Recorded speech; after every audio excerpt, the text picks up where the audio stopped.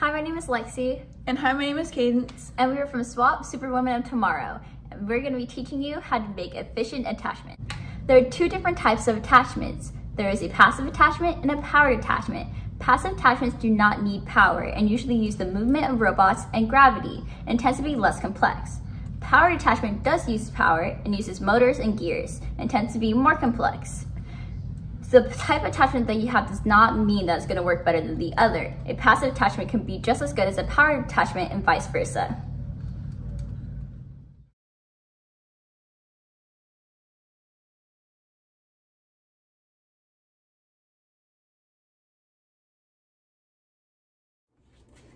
Next, robot design.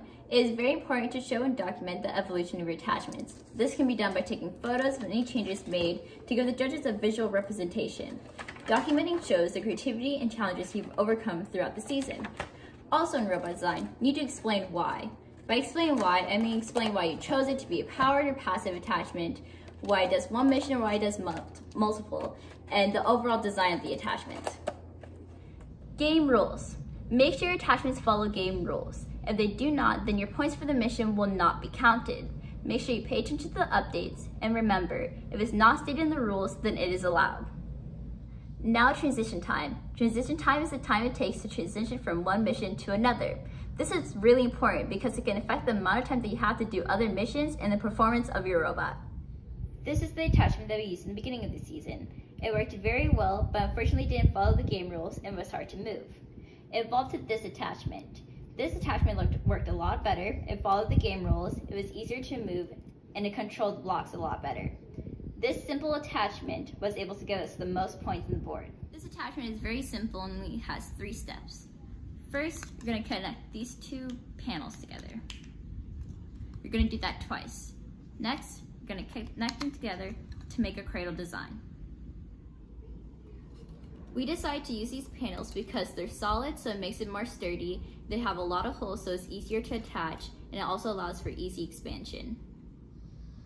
Okay, what can make transition time longer? Attachments that are hard to take off and on, lots of attachments, rough transition between members of the team, and not being calm and paying attention to what you're doing. So now that we know that, how can we decrease transition time? Pay attention to the time that your robot is out of base. Preferably, you want to stay out of base as long as possible. One attachment for multiple missions, the less the better. This also helps with time out of base. Don't use pegs and use bars to slide attachments on and off. This makes transition easier. Make sure to practice with your team doing runs and transitions.